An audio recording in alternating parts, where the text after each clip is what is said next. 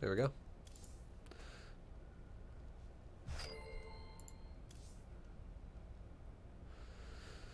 And, Yo, Nick, thank you for the sub, dude. Appreciate the 4 months, mate. are you making the lobby? You do. So this just make the lobby and then make me the host of the lobby before we start it. Yeah. Sure. No, fuck. Oh shit! I just started the replay. I'm fucking this up so bad. Dude. I'm so sorry. You're all good. I'm not really. This is what I plan on doing. Okay, this is my night. From this point on, it's currently 1:20 in the morning, and tomorrow's my day off, so I don't really care. But I'm gonna do this replay analysis after it's over. I'm thinking I might play some WoW Classic, and then do that until I feel like I want to stop. Yeah. So I'm chilling, dude. I don't really mind. Nice, dude. You gonna play WoW Classic when it comes out? No, I've never played WoW Oh, it's actually really. Yeah, I'm sorry. It's really fun, man. When I first I played it a lot back in the day, and I thought initially the reason why I liked it is because of nostalgia. But it's actually a really fun game because it's a game that it's not just nostalgia, even though what I'm about to say makes it sound like nostalgia. It brings back memories of how games used to be, where you would actually meet people on the game and actually want to become their friend and stuff, and you'd be like, "Hey, let's add each other, dude. This is really fun." Yeah, that doesn't really happen in StarCraft 2. I 2. totally agree. No, I totally agree.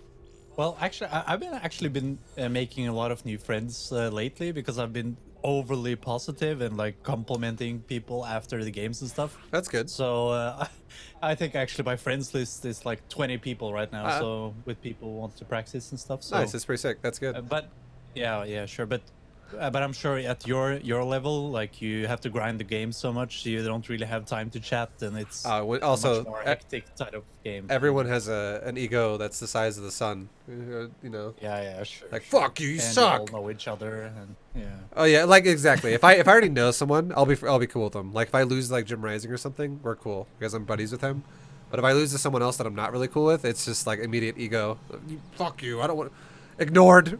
Immediate like, hey man, well played. This player is currently ignoring you. You're like, oh shit. Okay, never mind. Well, of course you can be friends with Jim Rising because he sucks at the Rainer party. Yeah, so it's all he knows his place. Yeah. Second place. Yeah. All right. So guys, this is gonna be a replay analysis. This is Muffin coming at you once again with a ZvP. This is Diamond level Zerg versus Protoss here.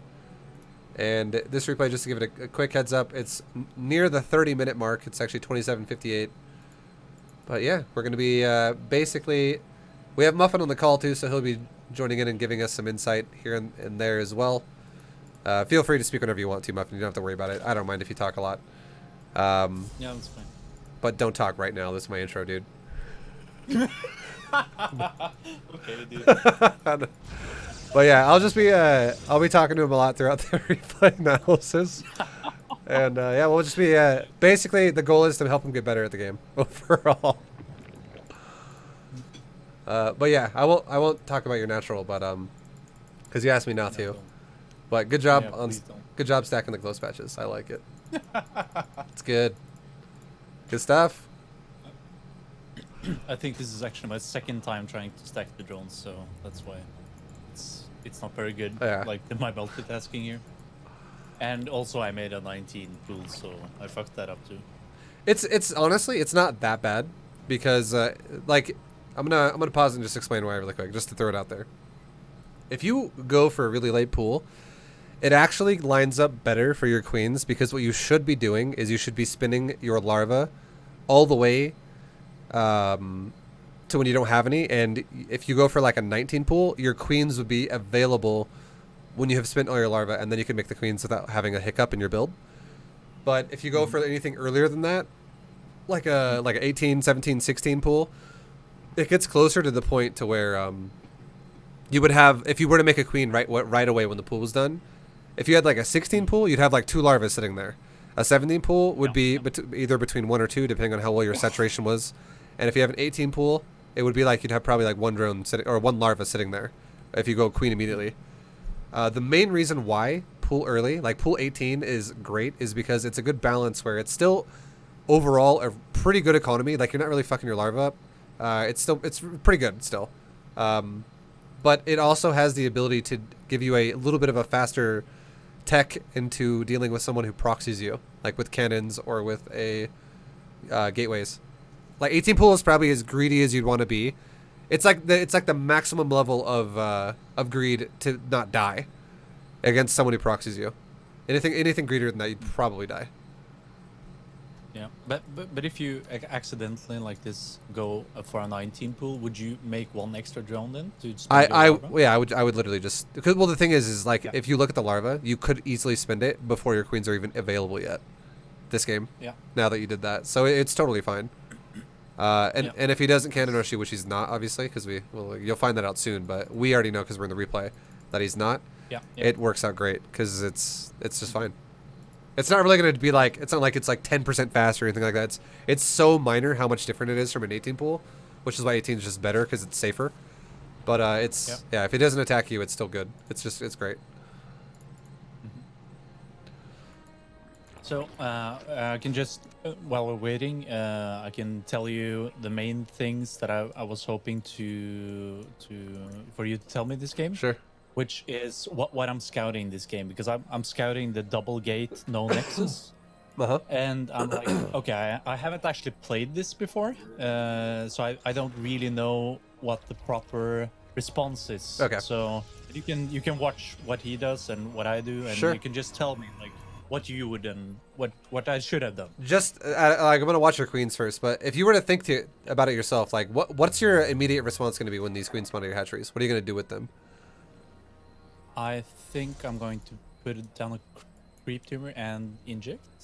Okay, so I would say against someone who does not expand, I would prefer a double tumor, and the reason why is because you're gonna like the chances of you getting attacked are a lot higher now if he's not going to expand, and also the chances of it being an all-in are really high depending on how late this expansion is delayed for.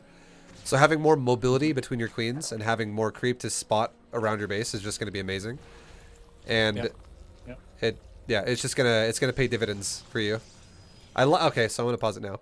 So I really like that you got your overlord over like you scouted everything, you tried to see what's going on. He had a stalker. I actually really like that you chose to go to the high ground because you didn't see an expansion rather than going to his base. And the reason why is because if he makes a stalker, your overlord is going to die either way. But if you go to the high ground, now you can spot for how long he delays his expansion for. So that's huge information. That was my thought process here. Was I'll stay over the gateways just to check, and if it's not a stalker, I will go into the main, and if it is a stalker, I'll pull back. That's so good. That's perfect. That's exactly what you should do. Because now that you see he's expanding, you know that this is no longer like a massive all-in. This is just a pressure now. It's a little bit more aggressive than a normal pressure, but it's still just a pressure. Yeah, sure. One more question. Sure. Should I have sent my second overlord over to his side of the map earlier? Because I it's feel fine. this game. I really feel like I'm really blind. It's okay. I don't think it's that bad. The thing you want to look at instead is here's a great way to read a build, okay? With minimal information. So this dude, he made double gateway, and if we back it up really fast, you have seen. So from right about now. Okay. So you see double gateway right now. It's a 201, and you can see on the gateways. Just look at the gateways really quick, and you can see that there's that nice crystal in the top of the gateway, but neither of them are sparkly. A sparkly crystal means it's building a unit, and otherwise it's not. Yep. So we can see clearly that he has two gateways and he's not building any units, which would automatically tell me, okay, this guy is saving for a cybernetic score to make units. Like he's waiting till that's done. He's not making zealots. This makes me think that he has gas. Like he's not doing some weird build already where he's like, hiding a nexus on you or something like that, going gasless, or something like that. Like it's most likely he's taking a gas and he's going to use these gateways soon when the core is done. And then we can see He has 2 pylons here now as well. That is his second pylon, guaranteed, because this is still early, and there's no nexus now. We just talked about that, but now we still don't see a unit being produced yet, and there we go. Finally, now you can see like it's kind of hard to read a gateway when it's being chrono boosted if it is or isn't building unit, because it kind of blends in with the chrono. But it'd be really weird if someone chronoed a gateway and they weren't building unit out of it at all. That's like super meta. No one's really gonna do that. Like, I'm just gonna burn one of my first chronos to make you think I'm building out of a gateway. It's Bronze League mind games. Yeah. But we can see one gateway's being doing some production right now, but the second gateway is still not being utilized, and that would tell me a lot, in the sense that if this guy hasn't expanded, probably means he's prioritizing more gas now. And if he hasn't built the units until later, it probably means he's prioritizing the core to be done. So I would think automatically this dude is teching to something, because he's not utilizing both gateways. He's saving money. Yeah. And he's also he has just no expansion, so it tells you more. But go ahead. Yeah. And that's my thought process here as well, because I didn't really look at have my screen over here while the gate was making, but. As soon as the stalkers started to hit my overlord, I saw that it was only one stalker and nothing else. So then I started to get really paranoid, like, what the fuck is he teching to? And I have no vision in his main, so... Yeah. Yeah. Okay. So I don't mind like I said before, I don't mind your second overlord. I like that your second overlord went and poked and checked the third, because I would also think that if this dude was... The fact that he opened up double gateway like this, and he hasn't made a natural, that could be a sign of, like, also maybe he's proxying some, like, cannon rush on you with, like, a forge in his main or something like that. It's getting really weird. Yeah. Super all in. But that would be more likely if he was actually using the gateways right away with the zealots, rather than delaying them. But still, it's not... I don't think it's a bad idea that you checked. I still think it's great that you checked. And now that you're heading up to his main is also great. You'll eventually see what he's going to do. But if you were to just... Against something like this, if you were to go double tumor to where you could have your main connected to your natural and then your natural connected to your third really fast, and then let's say you make 4 queens right away, where you have the two queens being made and then you have 2 more being made, I think you'd be just fine. You would have no problem. Yeah. Okay, so your reaction to this would be literally doing everything you usually do except 2 creep tumors. Yep. And prioritize the queens and then keep rolling. Yep. And then if I don't get a scout off on his base, and I'm not sure what's happening, like, I would say right now, if the stalker shoves your overlord back and you're like, okay, he made a stalker, and now he's making a second out of a gateway, but the other gateway is still not being used, once again reinforces my thought that he's teching, and you don't know what it is. It could be a council. He might go DTs. He might go robo. Maybe a Stargate. I would make gas right now. But I think you made your gas maybe a little too early. Yeah, because that was my question. Like, when do you want to take the gas? Because I scouted this, I saw no nexus, and I thought, okay, he's going to pressure me. So I just take the gas in case it's a DT or something, and get the lair and an overseer, and then I was supposed to have double queen, but I didn't make the 4th one. So. Yeah. I would say the idea of your gas right now, this would be great against someone who was going to do like a 1 base DT all in, because then you'd have your gas way faster and you can get a layer way faster. All that stuff would just be accelerated. But if you don't know what tech he has, I wouldn't think it's that intimidating if you just have good creep and you follow the build. You can be like a little bit safer, but not like super duper safe, because what's going to happen now is your gas is going to be so early that you're going to be mining so inefficiently off of 3 base production here. So basically, this is one way to look at it. Okay, there's 2 ways to look at it. I'll do one by one. The first way is you don't scout his main, but he did take a natural right now, which is perfect. But you still haven't seen his tech. No matter what, if you don't see his tech, start gases, like 2 of them at 3 minutes, and then you can go from there to try to figure out and discover more of what's going on. But just for now, starting gas 3 minutes would be great. And if your opponent were to if your opponent were to take a natural like he did, you can rally your 3rd mineral line to your 3rd, and you can actually utilize your 3rd for real. Like, you can make drones out of it, and you can saturate your mineral line a little bit and do that.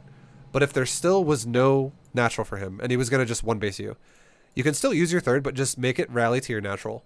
Expect it to die. Don't expect to try and save it. Like you can still spread creep around it and stuff, and try to get some type of a defense around it, but do not try to defend it initially, because all it's gonna happen is it gives you your opponent more of a position to kill you if he's gonna 1-base on you. So that would be and then you would still take your gas at 3 minutes, and then judging by off of what you see with your overlord further, I would also recommend making like 1 Zergling initially, and which is actually what you're doing, which is perfect. Always like poke the front. It's great that you have an overlord over the cliff, but poking the front tells you so much too, because it tells you what comp he's going for a lot. Like, oh, he's going adepts, he's going stalkers, he's going zealots, and basically I would say if your opponent's economy is delayed, no matter what, if your opponent's economy is delayed, I would say you'd be safe to drone up to like 38 to 40, and then stop. And then just seriously make roaches. Make at least like 8 roaches. Okay. If it's a 1-base all-in, you would stop making drones at like 38 the entire time. You would just make nothing but roaches after that, and you're good, and that's it. But if it takes a natural that's kind of just delayed like this, 38 drones. Stop making drones. Make like 10 roaches, and then if you like figure out what's going on, like for instance, if you're like, oh, you made a Stargate unit, you have enough roaches then to defend like possible adepts or little pressures. But you could go back to droning if you know you're going to be fine. If all he's really capable of doing is poking you and harassing you. Okay, dude. Thanks. Anything else about this so far? Questions? No. Just to summarize, take gas at 3 minutes. If it takes a natural, maybe delay mining the gas a little bit. Or if it doesn't take a natural, take all hatches to the third hatch, saturate the second base to 38 drones, and then make roaches. Okay. You pretty much said everything right, except for the delay gas thing. Just make sure when you build your gas at 3 minutes, no matter what, as soon as it's done, saturate it. Don't delay it. Just okay. I would only want you to delay it maybe this game because you built it at like 240 or something. Yeah. Okay.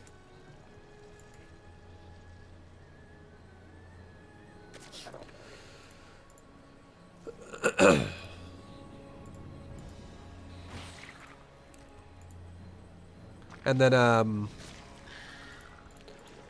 other thing too is I would say your first 2 queens that do tumors, just to make sure I don't want to miss this.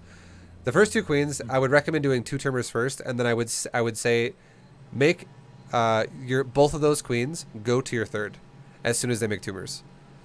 For now. Okay. And what you would do is you'd have queens 3 and 4 being built out of your main and your natural. And your first 2 queens would run to your third after you put, after your first 2 tumors are down. Your first 2 queens go to your third, and one of them ejects the third, and one of them puts a new tumor like right there. Or I can't ping right now. Yeah, but I watched the stream. Okay, it's like right above your third, near the ramp. Yeah. Just to make creep go in every direction, so you have some vision around you. Yeah. And then you'd be great. And then that 1 queen that put a tumor down at your third is going to continuously put tumors down in every direction to just speed up all the area. And then your the one that injects the third will just continuously inject, and you're good to go. And you would do this every game, or just Yep. in this game? Every game. Yep. So no matter what, your first 2 queens are always going to do this. They're always going to go to your third and do exactly that. The 1 tumor and 1 inject. But the only thing that is different is your first 2 queens either do double inject, single tumor inject, or double tumor, or double inject, or you know what I mean? Double inject, double tumor, or one of each. Yeah. And I was like fucking that up, but and the way use your words. the way you can like tell what you need is how standard he is. If your opponent is standard, a standard opener for you is 1 of each. 1 tumor, 1 inject. If he's really aggressive, you go really defensive. You counter it because this build is gasless, so you have to counter it. So you go double tumor if he's really aggressive, like super light natural, double tumor. If he's the complete opposite and he's really greedy, and you're like, wow, you went Nexus first, you can totally double inject, and then go tumors and shit. Nice. Because you got to keep in mind too, if he's doing something that you think you can get a double inject off with, you're probably going to not take your gas at 3 minutes as well. You're probably going to delay him a little bit because all of his tech is going to be delayed as well because he's going really greedy. which allows you to actually spin the larva you're using out of that double inject.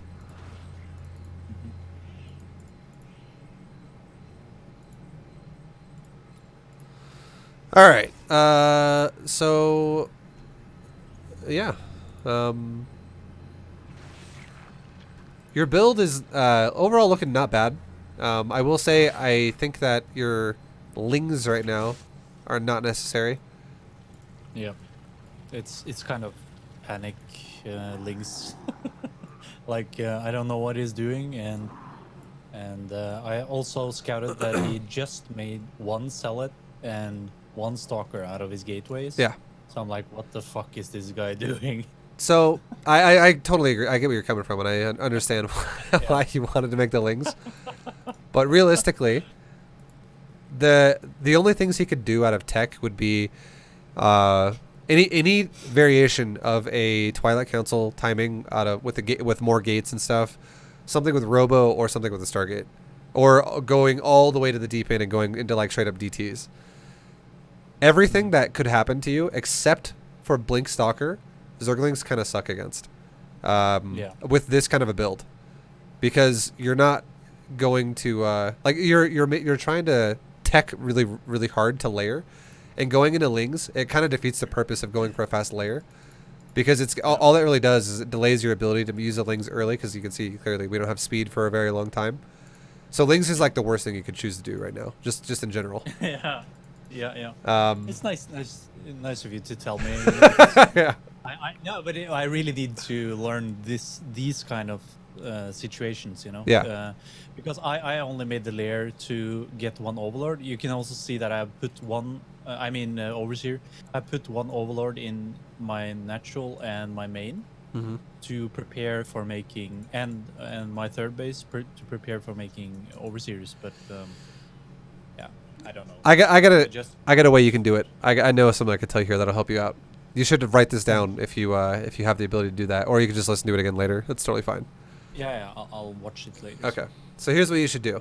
If your opponent delays their natural, like we just talked about, you got the whole creep thing down and all that stuff, and like the 3-minute gases.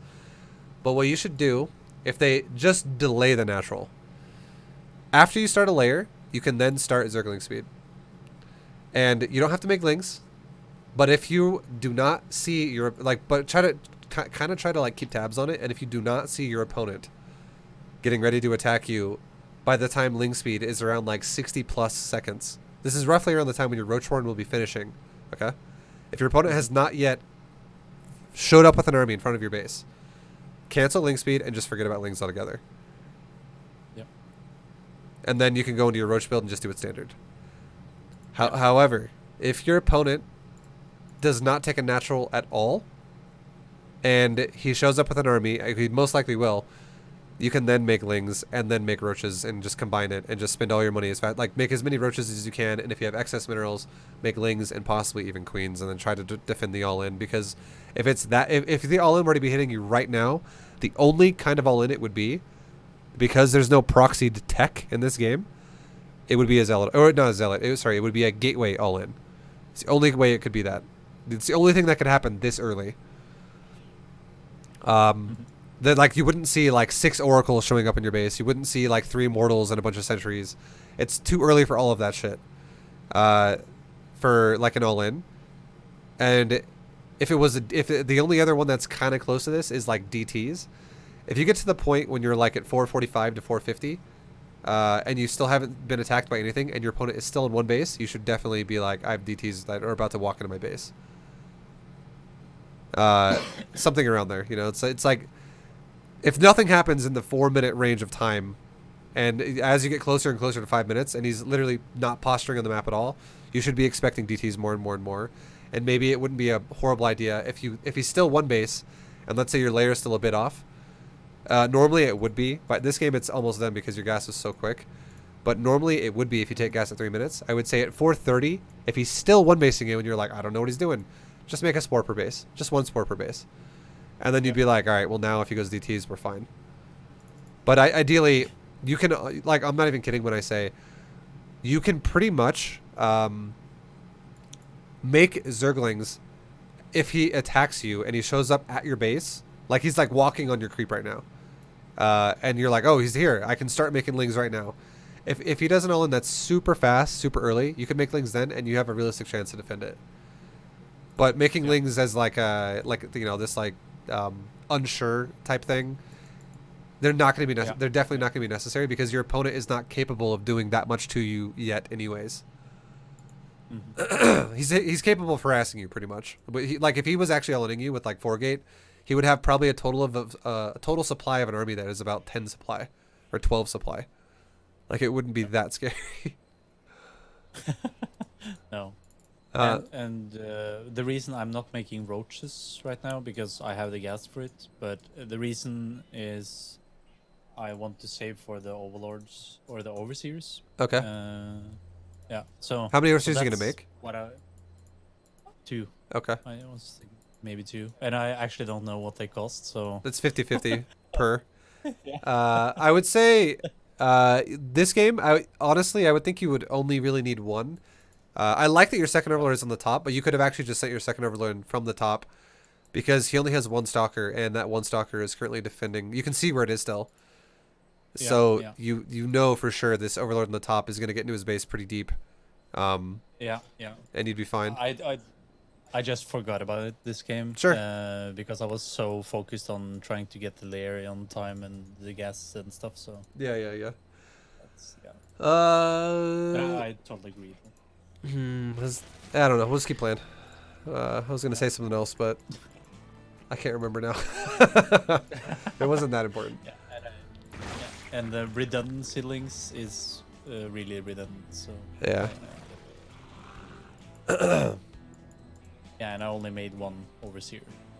Okay. Because I haven't seen anything, so yeah. I just made 1. So like right now, and you made 8 roaches. This would be like that perfect time where I would say even if you didn't have these lings, you would probably just cancel ling speed because now you're in the roach phase and you're fine. But I would say you just made 8 roaches, that's a healthy number. This would be the time when you look at your larva. You have 16 larvae right now. You have 19 now. You could very easily. You're unsure, I could tell. Yeah. Well, you could easily saturate your 3rd right now, and nothing could stop you from doing it. Because if you're spreading creep, and your creep in this game is it's okay. It's not the best. It's not the worst. It's mid range, but you at least have your bases pretty much connected. But right now, if you made drones, your opponent is trying to saturate 2 bases, and he still hasn't moved out yet. If we look at the game timer right now, I would say if you didn't make these lings, that would have already been 8 more drones before as well. You could have spent, let's say what that would be. Just to saturate the middle line alone, you could have 11 larvae still sitting there to become roaches again. But if you wanted to take like another couple of gases, that would be another 8 drones. So that would be 16 drones in total. So like, or 16 larvae in total. So you'd have 3 larvae sitting there to become roaches again. Either way, what I'm trying to say is you could totally saturate your 3rd off of 8 roaches like you made, and then there's nothing you can really die to. It's all pressure right now. And then as soon as your 3rd saturated, you can then you can be like, all right, I'm gonna power with my roaches while trying to scout him simultaneously. And if I see a Stargate build where it's like he's only made like a couple units and maybe he's going carriers or something really crazy, you could make like a Spire, but or a Hydrodin. I would recommend Spire though versus someone who goes like really heavy Stargate. But if he's not going for a Stargate and you're going roaches, you're still great. It's still good news for you because now you have this position where you're 3 base versus 2 base, and if your opponent's going to delay everything and just sit there, your goal then should be take fights if he takes a 3rd. Otherwise, just chill the fuck out. Creep the map up, maybe take a 4th base, and try to watch to see if he ever tries to expand himself, and just keep a lead the whole time. That would be like your goal then. I like that you're scouting his 3rds. It's good. I can definitely tell you're unsure though. Like your ling is like roaming. Like he's like, what the fuck? Where is everything? Yeah, and then I see this void race, and I'm actually quite happy because I'm like, oh shit, I know how to fight this. Yeah. So I just, let's see. I just sacked the 3rd because I know that I can defend this and just macro up later.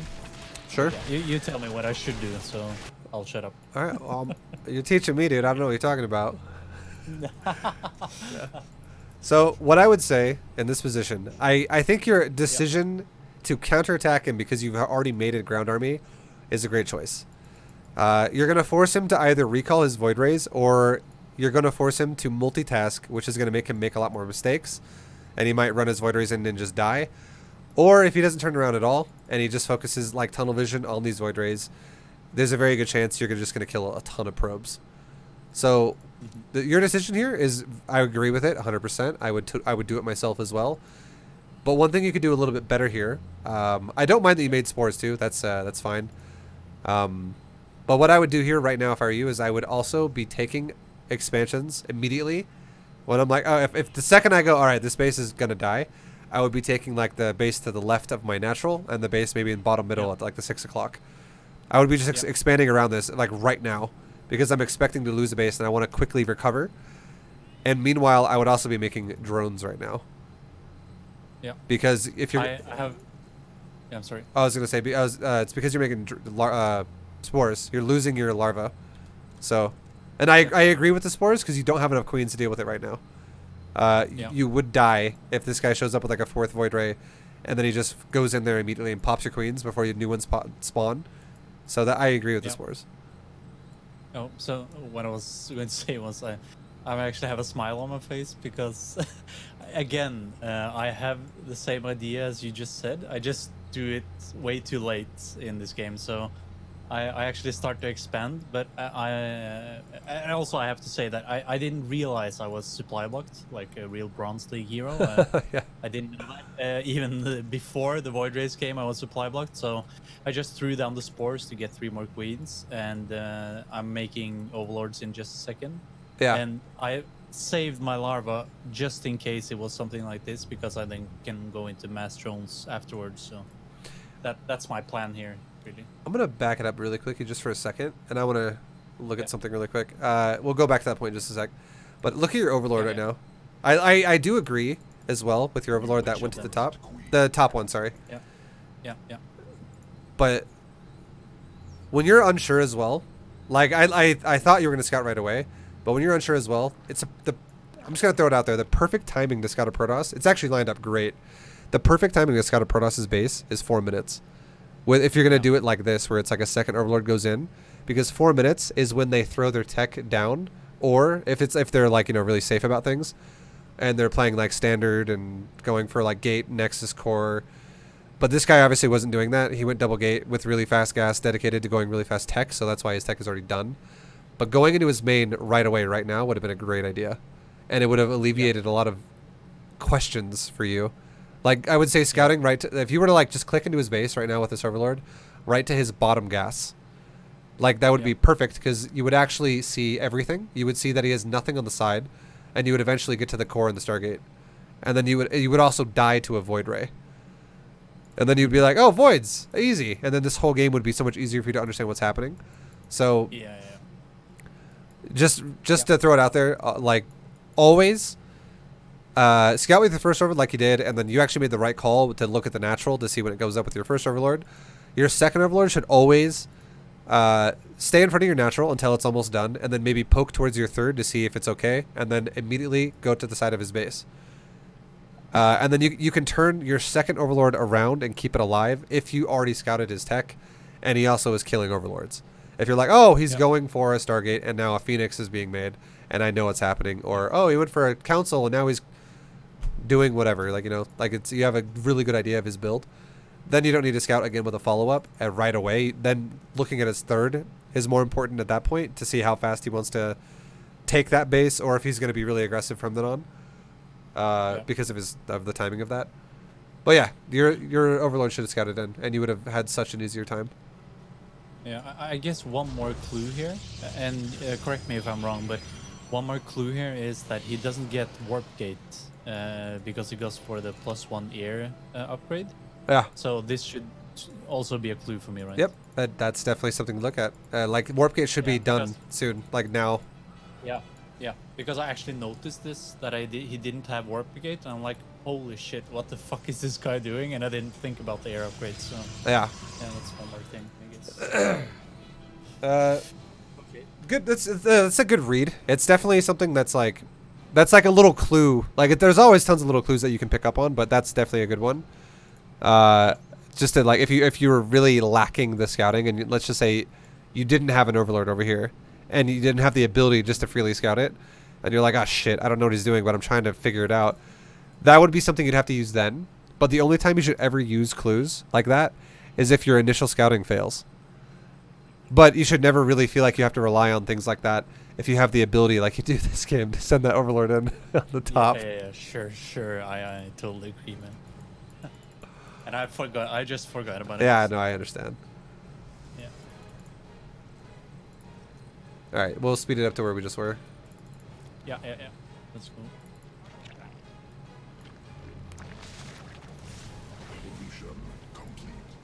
All right, this is where we were. But yeah, To be honest here, if you just like to speed it up a little bit more, if you want to, it's totally fine for me, because I feel like the decisions I'm doing here isn't like game changing. We have kind of went over that already, but just tell me if there's something you think I should do differently. here's something. Like not make 5 overlords. Yeah, that's exactly what I was gonna say. What I was gonna say was you should have taken if you ever get in a position where you're just gonna sack a base because there's army that's there that's gonna kill it, literally remove it from your control group and just continue producing as usual. And then if this guy kills your base but doesn't kill the larva and moves on, you can go back to that base and use the larva later. But if you just make units out of like just all hatcheries and things like that spawn, that definitely sucks. Yeah. Because you just got supply blocked again because of it, basically. I just went right back to where I was. Your counter's doing great though, man. You're actually doing so much more damage to him than he's doing to you right now. Yeah. Here's something. Just looking at the attack. If we're gonna look at the situation and go, all right, we're into his base and we want to maximize our damage. It's all about what you target first and what's gonna give you the biggest benefit. And I would say the best thing to do would be always kill the workers first, which is kind of what you did. Like, or it is. I'm not gonna say kind of. It is what you did. You went for workers, but now he's kind of rotated them around. And if the workers, when they're rotating around, if they're no matter where they go, if they're still kind of vulnerable, staying on top of the workers is always amazing. It's super good. But this guy actually ran his workers to a couple of batteries, and he also has a void race.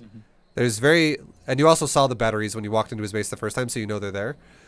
So I feel like it's now becoming a bad idea to sit on the workers at this point, because the voids and the batteries, if the probes fight back, are going to take great trades against you, because you don't really have enough army to really like overpower all of that. You're going to run out relatively quick.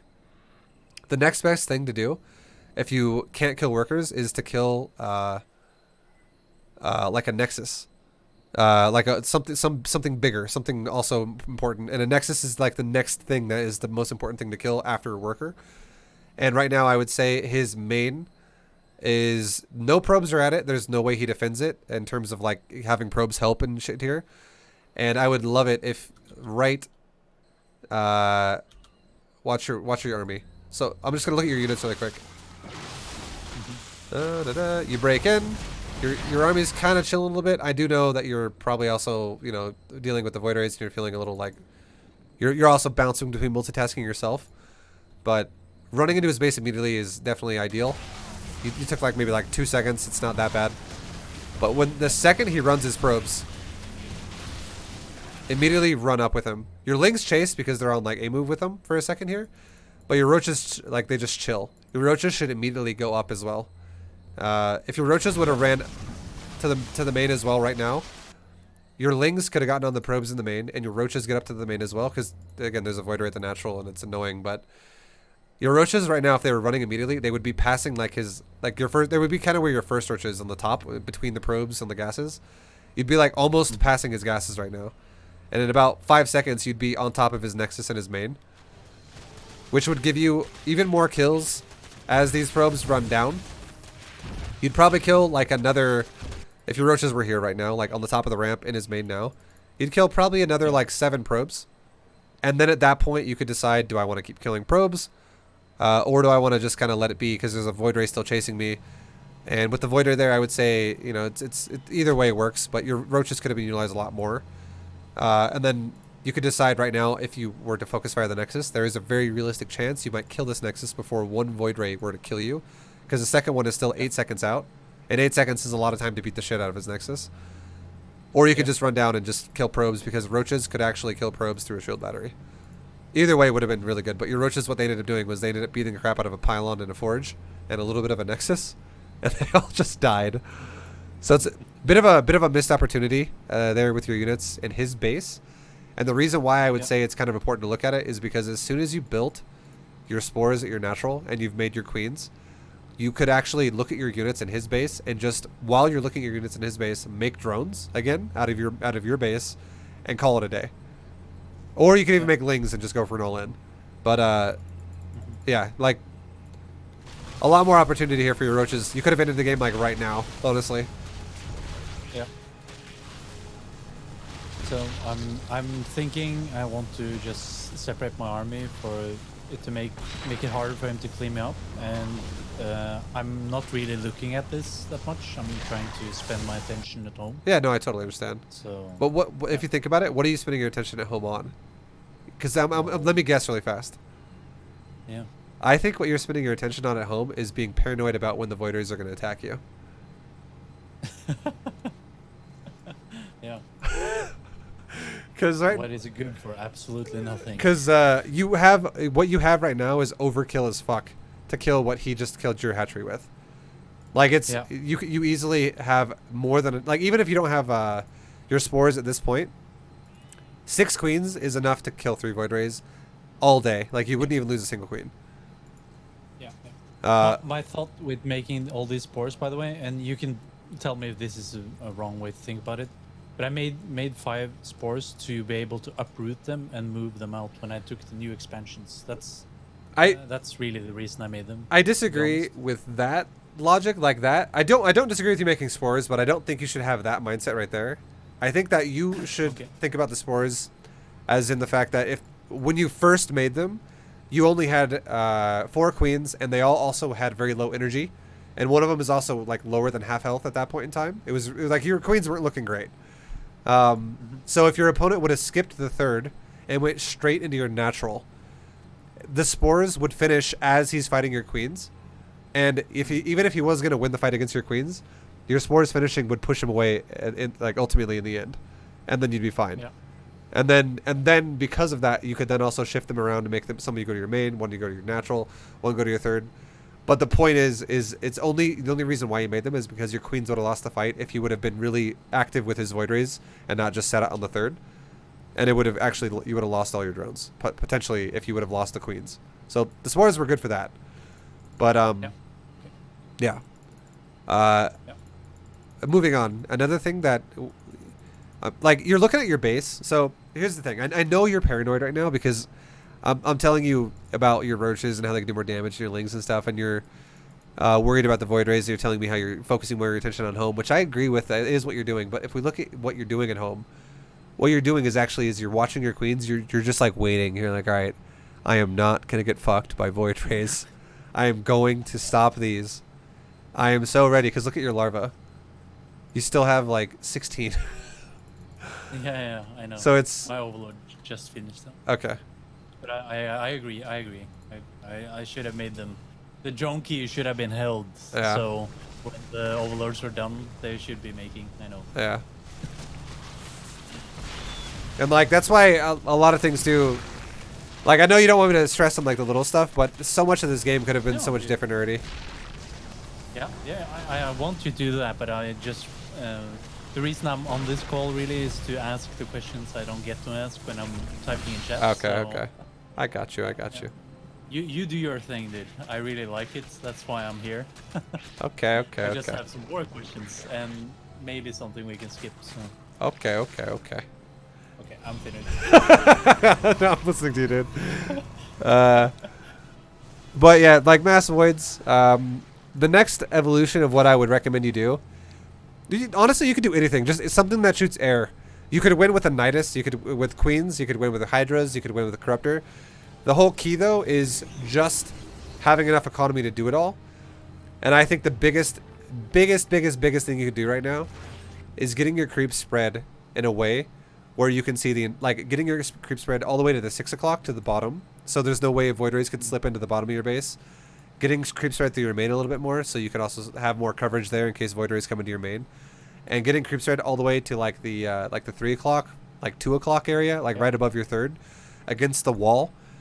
The best way to deal with Void Rays is to have vision in against the sides of the map if you can, and if it's a creep tumor, it's even better because it can't die then to like a Void Ray killing an Overlord.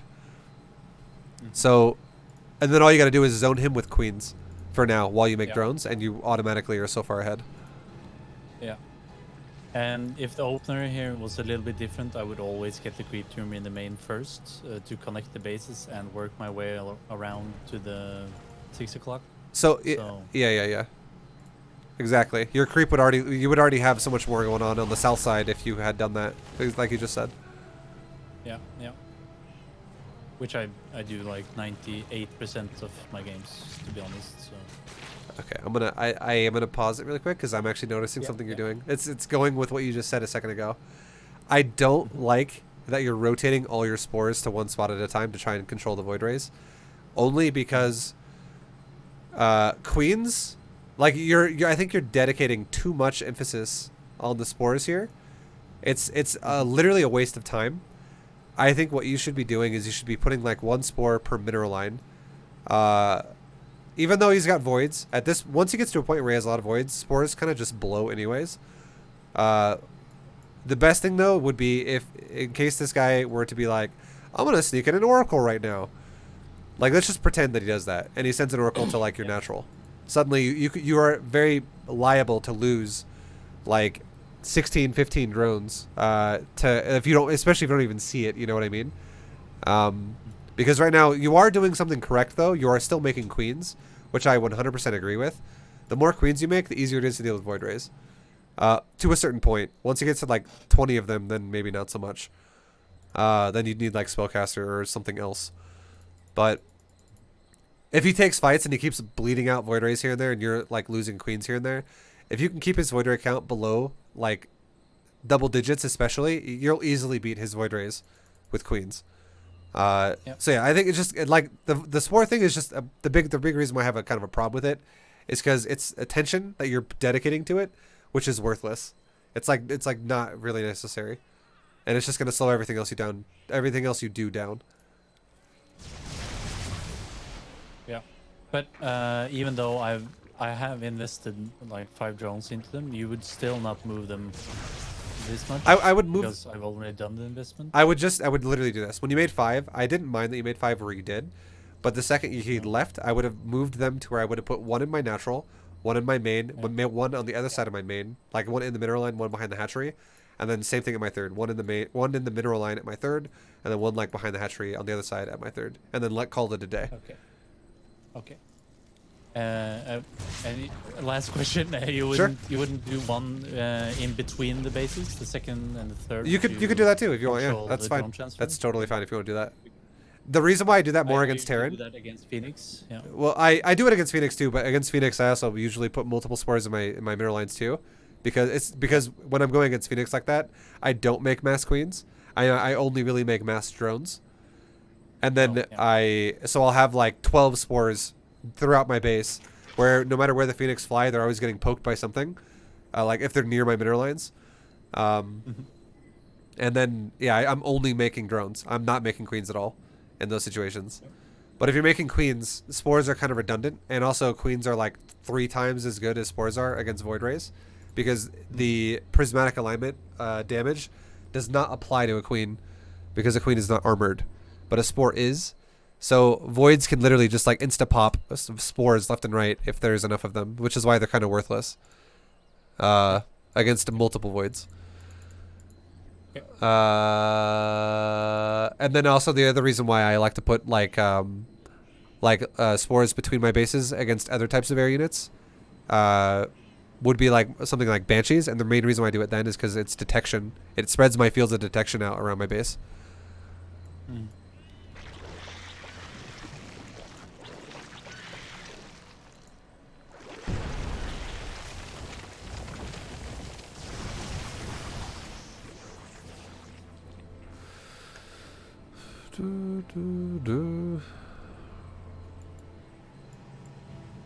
Supply blocks this game.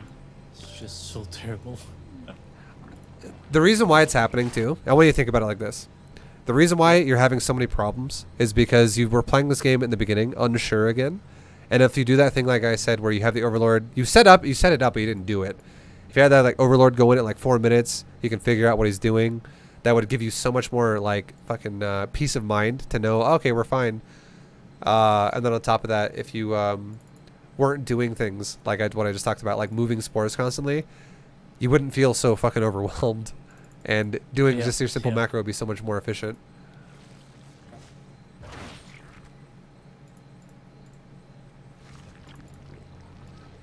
It's just one of those things where it's like it's you're trying to do a task that seems good, but it's actually a waste of time, and it's delaying you from actually doing important things. It's very similar to microing versus macroing. Like, and I tell everyone, don't fucking micro, just macro. In lower leagues. Yep. So, what do you think about mutas here? Not great. Okay. The reason why. This is the reason why. Your opponent is already going into upgrades for air, and he's already shown you that he's 100% committed to Stargate. And if your opponent is going 100% committed to Stargate, it's very likely they're going to have a fleet beacon, because that's the just throwing it out there. You have to have a fleet beacon to go past level 1 upgrades on the Cyber Core. Yeah. So if he has a fleet beacon, this is exactly what he's doing too. He's very likely going to go, oh, he's going mutas. I'm just going to go into Phoenix range and go Phoenix. And mutas are so fucking bad against Phoenix with range. It's awful. It's just really bad. Yeah. So you're setting yourself up. You've now. This is what's happening in this game. You have revealed your hand at mutas, and the only chance mutas will win here is if you blindside him and just overpower him immediately. Because the second you reveal mutas, he's gonna prepare to counter mutas now, and if you continuously invest into mutas, you're gonna fly across the map and just get eaten alive by Phoenix. The more time you give him to counter muta going into like while he's already gone into Stargate, the worse mutas become every second. Yep. Because the Phoenix flies faster than a muta, and it also has twice the range of a muta. So you're just setting yourself. So you're setting yourself up to be kited all day, and a Phoenix also gets bonus damage versus a muta, where it kills a muta in 7 hits. It should be 6, but it's 7 because of regen.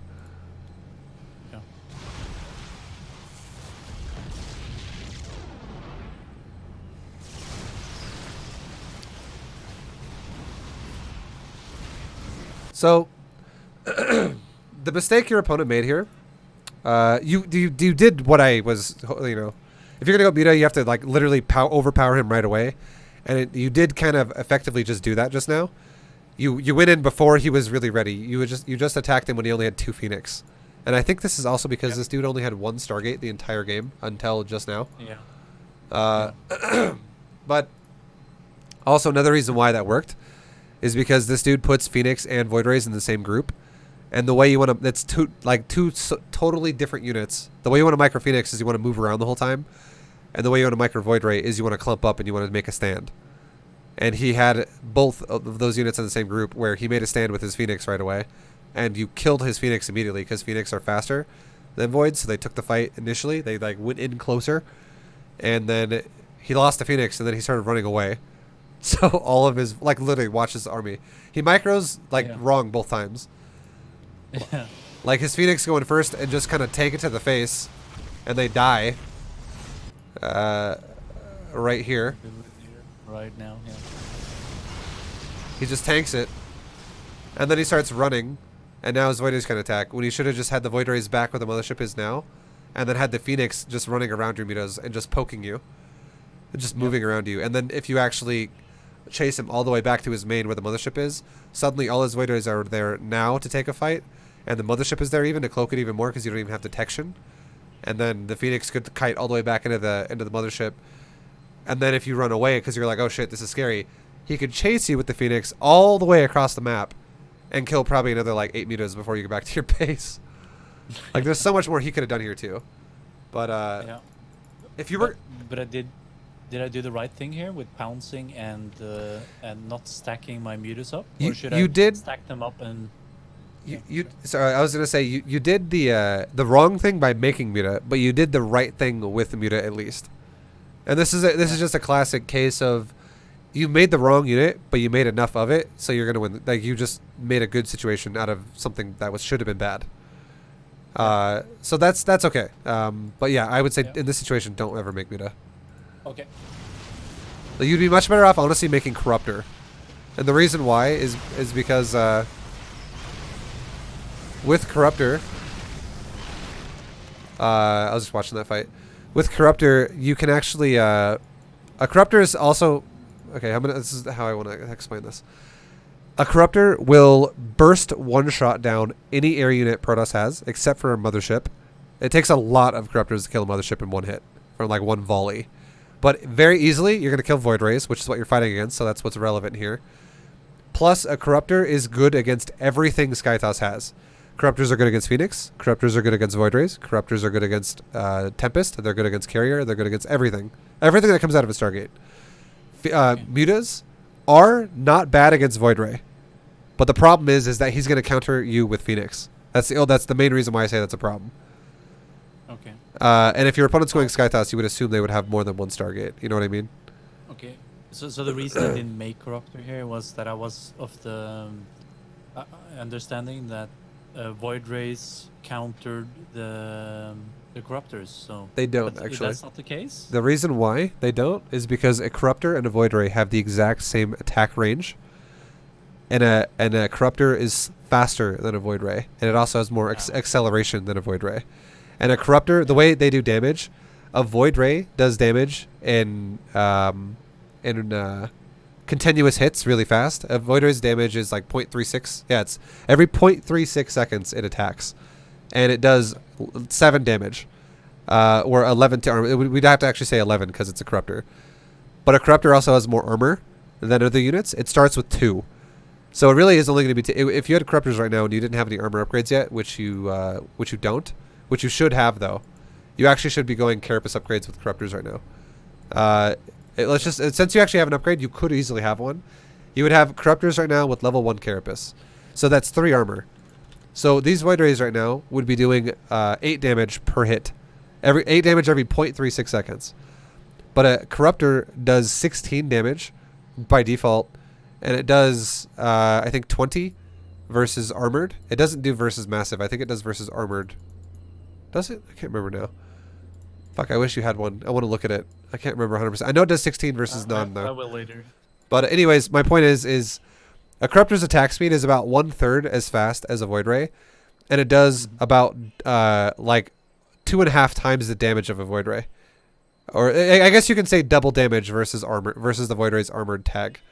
So if you stand there and you don't ever micro and you literally you just like take it to the face and you both fight each other, yes, on paper a Corruptor will lose because a Void Ray does more DPS. But the idea behind it and how you micro it is you ball up your Corruptors as best you can, just like literally spam right click your mouse where like right before you fight his army, and then just A move him one time. And your Corruptors will fire, and if you get good at timing it, what you want to do is the second your Corruptors fire, run away from him immediately. Reball up, do it again, and do it again, and do it again, and you break his army down so hard, and then also if your opponent going mass Void Rays turns on prismatic alignment, his Void Rays now also become really, really slow when he does that. It reduces movement speed of a Void Ray while that's on. And even when that's not on a Void Ray, Corruptors are still faster. You just wait. You just go, all right, well, he's got prismatic alignment on. I'm just gonna wait to fight him until it's over. And it's like, what is it, like a 12-second buff? It's a 14-second buff. So you just wait 14 seconds, it's over, and repeat the process of balling up, focus a Void Ray down, ball up, focus a Void Ray down. And you just don't let him have the continuous damage. Because burst damage-wise, Corruptors are better. Corruptors hit harder. Yep. So while your attack is on cooldown, you just don't stay in his attack range. Okay, man. Make corruptors. Yeah. And then you wouldn't. There would be nothing he could do about like a way to counter you. In terms of, you know, like there's no unit he can just suddenly make that's gonna shit all over a corruptor. And if this guy never stops making Void Ray, let's say he wants to literally max on Void Ray, add in a spellcaster to Corruptor, and you automatically destroy the fuck out of his army. Like if let's just say he's got like 20 Void Rays, and you have 30 Corruptors, and you're like, well, he's got a lot of Void Rays. I'm just gonna make like 4 Viper, and you just throw in Parasitic Bomb into his army. Auto win. Yep.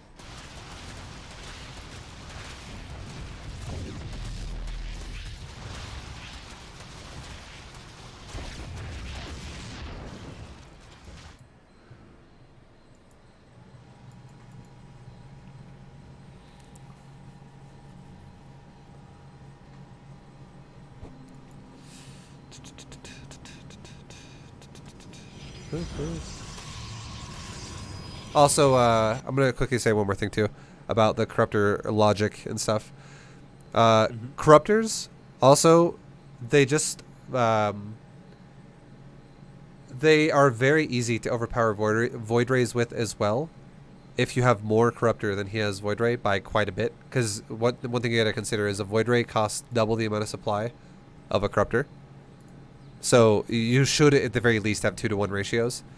But let's say you have like a 3-to-1 ratio. Like your opponent's got 8 Void Rays and you have 24 Corruptors, which is very realistically could happen. Something like that will also happen more likely if your opponent has had some type of a hiccup in his economy, like you've delayed a third, you've killed probes, which if we look at this game, you killed 22 probes. So that's something to also consider. Like I think you fucked him up harder than he fucked you up. So you're guaranteeing yourself you're going to have more Corruptors than he's going to have Void Rays. That's another way to look at it, just for future games. Yep.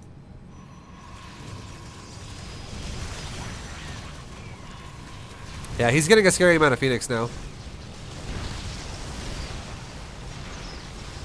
This is a bad decision, I guess. Yeah, 100% it is. So, against this army, like, the best way you could have dealt with it is, because I'll resume in a second, but I know you've already lost this fight. Like, it's going to go poorly for you. Yeah. The best way you could have taken this fight, if you have to have mutas like this, would be, ideally, what you want to do is you would want to have a couple of Overseers. And you would want to make a couple of Changelings out of those Overseers. And instead of having your mindset going, I got a lot of mutas and he's got fucking Mothership Phoenix. I need to fight him. Instead of thinking like that, if he's got a formidable army of Phoenix and it's not something you can easily overpower, a better idea would be send a Changeling to find out where his army is, and if you ever spot an expansion that is not already being defended, go kill probes that expansion. Like, force him to come to you, and then you can run away. Literally just run away. Just break his economy down. And then if you have to take a fight, if like there's no other way, like you're just stuck and you're like, okay, I have to fight here because I have no choice, focus fire his Phoenix if you can with Overseers. Even if he has a Mothership, you'd be much better off if you could somehow get rid of the Phoenix. And then if he starts kiting his Phoenix away from you and running away, just run away as well. Just go back to your base. Regroup yourself. Taking a fight against Phoenix is never a good idea unless unless there's like the goal is you're going to break his base. That's the only time taking fights against Phoenix is makes sense. Like if you had like a bunch of Lings flooding into his natural right now and you were literally overpowering his natural and his main, then sure, makes more sense. But if you're only attacking with the muta, avoid fighting him at all cost if you can, if you just have muta. Yeah. You'd be so much better off like if we were to look at this really quick, right before the fight starts. We see his army right now. Your Lings see where he is. You see he's got a bunch of Phoenix over the third, and you also see cloaked units coming, and also some Void Rays on the edge, coming to this base and defend it as well. If your muta right now went to the left, they just beeline it to the left to go underneath the bottom of his natural. Yeah. Guaranteed, you pop both those cannons within seconds, and then you just kill the entire mineral line before his Phoenix come back. It would take 3 attack volleys to do that. and an attack volley is only about 1 second for a muta. So it would take 3 seconds to 1 second to kill the first cannon, 1 second to kill the second cannon, 3rd second to kill literally every probe, because you have how many mutas is this right now over here in this exact spot? You have 24, 32, 34 mutas. You have 32 mutas. Or 34, Jesus, sorry. you have 34 mutas. And 34 mutas doing 1 attack each on a mineral line of 16 probes. All probes are going to die. 100%. This is like it's going to annihilate every probe, and then if he's coming back to defend it, you could run away. And you're like, well, I just killed your entire natural mineral line, and now if we were to think about that, if you were to delete 16 probes off of his economy right now, he'd be so starved. You'd be doubling his worker count. Yeah. And then that would be like a great way to use your army, where you take like very minimal losses or no losses at all, really. Yeah. So never take direct fire from mutas. Try to harass as much as possible. Yeah. You can summarize that one. Yep. Mutas are a harass unit. They're not really a game-ending unit. The only time you should ever, actually want to take a fight with mutas, is if you're the units you're gonna fight either cannot fight back, like it's a bunch of tanks, a bunch of Hellions, Immortals, Zealots, something like that would be great. Or if you have substantially larger numbers than what they do, like if you have 20 mutas fighting 4 Marines, if you have, if it were to be Phoenix, if you had like 16 mutas fighting 2 or 3 Phoenix, sure, that'd be fine. But if you ever are having the idea where you're going to take trades with mutas, the only time taking trades with mutas makes sense is if you're going to break his economy at the same time. And what you're doing right now is you're taking trades, but you're not breaking his economy. So you're going to actually look at the supply before the fight starts. This is actually going to be amazing. And I see you have a lot of bank as well, so it might not be as it might not go exactly how I want it to, but theoretically, if you take trades with mutas like this, all you're gonna do is you're gonna shrink the supply gap. Like right now, your supply gap is 46, and it's probably gonna be like 30 when this is over, or like 25. Yeah, and right before this, it was 172 for me. So yeah, exactly. It was even bigger. Yeah. Bigger supply. Yeah. So like this is definitely not the way you want to be using your army. Yeah. I just saw the mothership and thought, get it. Yeah. And honestly, I actually, my thought process here was that I know that I have a lot more than him, because I kind of felt that I had a much better economy, obviously, because I scouted his third base. Yeah. So I thought, let's just throw units at him to just make his life hard. And You're not wrong in that regard. I don't disagree that you, like with how you're doing it now, you're making corruptors and you're making lings. I love that so much more. I think that's a great transition for you now. And I think the idea of getting rid of your mutas but trying to do as much damage as you could was not a bad idea. I just think that you could have done it a different way, which would have been even more efficient. Yeah, the execution was horrible. Yeah. But if you actually would have been remaking mutas again right this second, I would have been like, no, fuck. You're just going back into a weak army again. Finally, one replay analysis where I don't disappoint by with my unit choices. Corruptor Ling is great right here. And now my spine wall is spore wall is really coming to its own, I guess. It's coming to what? I'm sorry. It's I don't know how to say it in English. Sorry. Okay. But it's good to have the spores in the main. Sure. Sure. Okay. I got you. Yeah. Yeah. This is great. I like that you're killing the Void Ray, because what happens if you kill the Void Ray? If you think about it like this, okay? Let's just say, I do think one thing you need to do too is you need to start bringing detection with your army. Yeah, sure. But just imagine, okay? You have an overseer here with your corruptors and your lings, and you snipe the Void Ray like you did, and you also have an overseer, which it's not going to initially get attacked unless he physically focus fires it, and that might happen. Yeah. But if he doesn't, Yeah. your lings guaranteed would have killed those TTs. And now there's nothing that's really going to stop this base from dying. And now you're going to guaranteed reset this Protoss back on 2 bases when you're on 6, which is, obviously amazing for you. But yeah, another reason too why your corruptors actually would win this fight if you had just a little bit more And if you also had armor upgrades. Armor upgrades are so good on Corruptor against like every... I gotta say this. This is so important. In case you don't understand all of the unit ways they trade. But a Corruptor is... out of Aspire, a Corruptor is a better choice to fight against Skytoss because all the reasons we just explained before. But Carapace is so much better than weapons for Corruptor because a Corruptor can one-shot every air unit that exists, again, except for a mothership. And every air unit that Protoss has, except for a Tempest, gets fucked over really hard by Carapace. A Tempest is the only exception because a Tempest is a slow-attacking, hard-hitting unit. And if you have weapon upgrades or armor upgrades, it doesn't matter.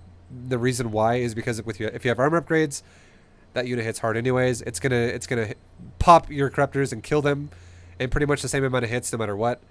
If he has like 10 Tempest shooting one Corruptor, that Corruptor's dead even if you have level 3 Carapace or not.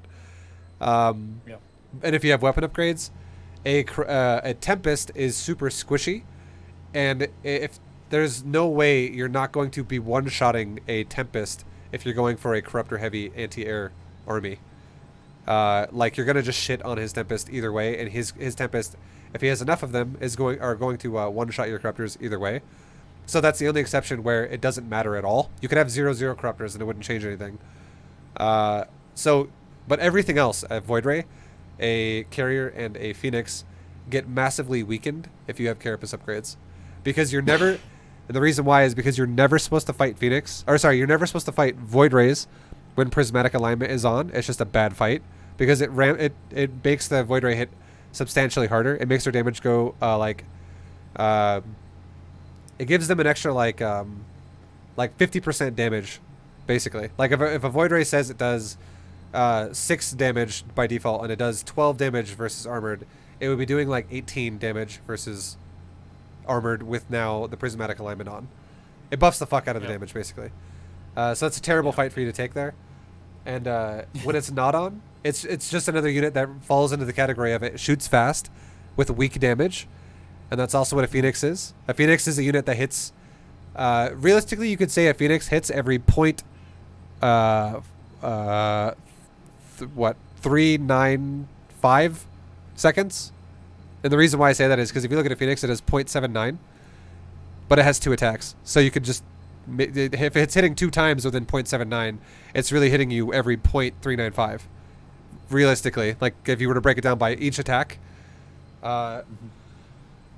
even though they actually both hit you at the same time every 0.79, if we were to do one attack by one attack, that's what I'm trying to say. And average. Yeah, a Corruptor, or I mean a Carrier, same kind of logic. It hits every. I wish I could see this guy's damage, but it does. By default, a Carrier does 5 damage every, I think, 2.18 seconds, or maybe it's 2.09. It's just after 2 seconds. But it has 8 hits, and it does each hit hits twice. So it really hits you 16 times every 2 seconds, basically. So there's so much fucking damage you reduce off of a Carrier if you have Carapace. So much damage you reduce off of a Void Ray and a Phoenix. All of it. It's just so much damage that gets mitigated if you have Carapace, which is why it's so important to have Carapace. Yeah. But if you go Mutas, you should go for the damage first, right? If you go Mutas, you should be going damage, for sure. But if you go Mutas, you should never be going Mutas against Skytoss. No, I totally agree about that. I was just for the other matchups. Yeah, but for sure. Like Broodlord Corruptor is a Carapace-based opener. The only exception is Mech for Terran if they have units that can't really be mitigated. Like if they go for Thor or a Cyclone, then weapons are better because Carapace doesn't change anything there. But everything else, for Corruptor Broodlord, it's always Carapace. And then it's the opposite for Muta. You should always be getting weapons with Muta, and there's very few exceptions. Like, if it's Muta versus Muta, then sure, Carapace is great. Or, because it mitigates more damage than weapons give. Or, what else? I don't know, not many, dude.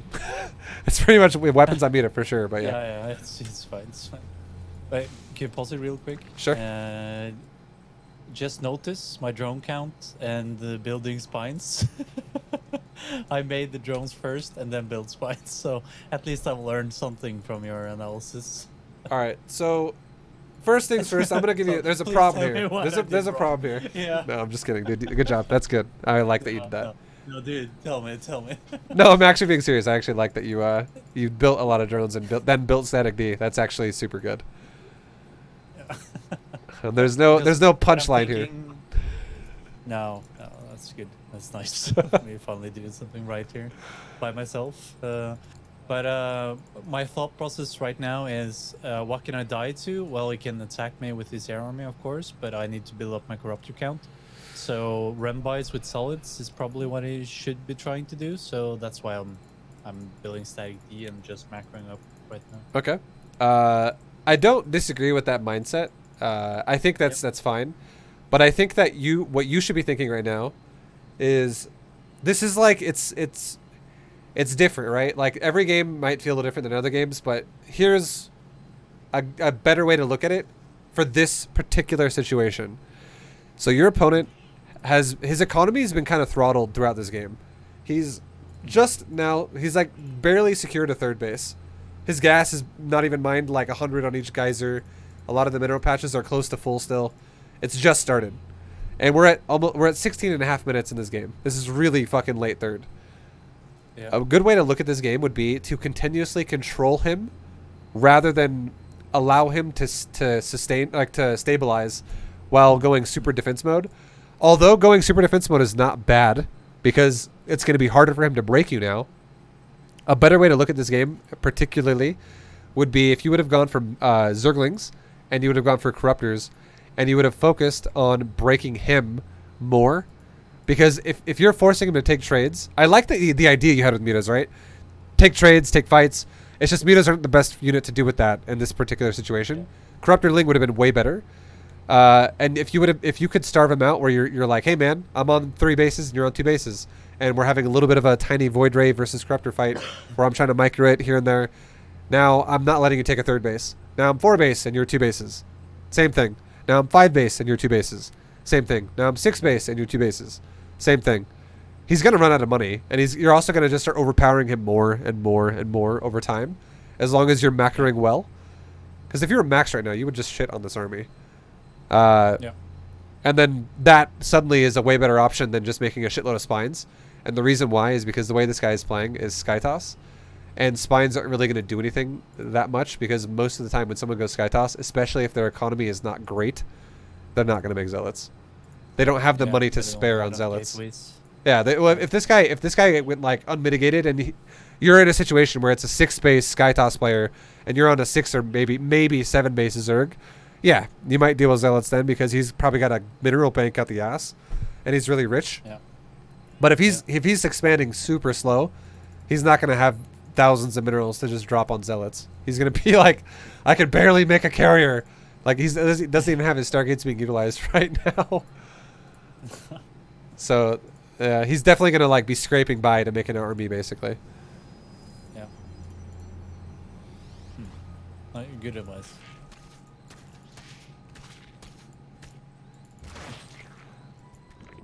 But I don't mind it. If you want to do it for now, I don't mind it. It's just always think about what your game plan is. And your game plan in this game, I think, should have been aggression while expanding. Because if someone goes Sky Toss, they're very vulnerable early. It gets way scarier if you let it get to max.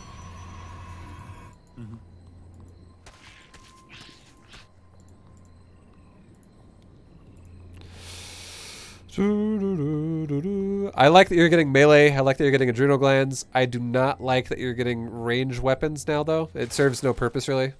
Actually, it's infested Terrans again, but realistically, like, we're not at the stage by any means where you need infestors and these kinds of things. It's kind of the same thing where I'm like, if you go for mass spines right now, and you're also going for range weapons, it's just one more little thing that adds up, where you're allowing your opponent to stabilize while you're just taking your time to prepare for other things. Yeah. My thought process here was because I remembered that you told me not to get range weapons like this, like double evos at this stage. Yeah. But I noticed that I had so many queens, and I was like, well, if he attacks with Mothership and all, I probably want to have my queens with me to transfuse and stuff, and then why not get the range weapons, right? Sure. I think that's my thought process, but I understand it. you still wouldn't recommend it? No, I wouldn't. Queens are like, I would say the better thought process to have would be, I got a lot of queens. How can I get rid of them without making him want to attack me immediately? It's to give me time to make sure I can fix my supply into something better. Realistically, like, queens are shit. Like, queens used to be pretty decent with the old transfuse, but with the new transfuse, with how weak it is, and a queen itself has never really been good at dealing with, like, in terms of like a fighting unit. It's not great if the supply is high. It's wonderful if the supply is, if you have like 7 queens fighting like 3 or 4 void rays, queens are amazing, super good. If you have like 30 queens fighting like 30 void rays, queens are about the worst thing you could make. Because they're just gonna get one shot, and you're like, wow, my queens are just popping everywhere, and they don't really do anything anymore. Because the transfuse becomes very negligible. It doesn't do anything anymore at that point. The DPS is way too high, and transfuse is worse than it was before. So it's really hard. It's even harder to heal through it. Yeah. It's way slower. Yeah. What it used to be is it used to, yeah, well, I'll tell you how it used to be, and then I'll tell you how it is now. It's really quick. It used to heal for 125 flat, and that was it. You could just spam 125, 125, 125. Now it heals for 75, and then it has a hot for of 50 over 7 seconds, which is healing for what, like 12 or 11 a second or something like that. Yes, something. And then the hot does not stack. It gets refreshed every time you heal. So really, you're healing for 75 plus 11, 75 plus 11, 75 plus 11, 75. So it just sucks. It cut the heal down by like a third. Like 30% of the heal effectiveness is just gone now.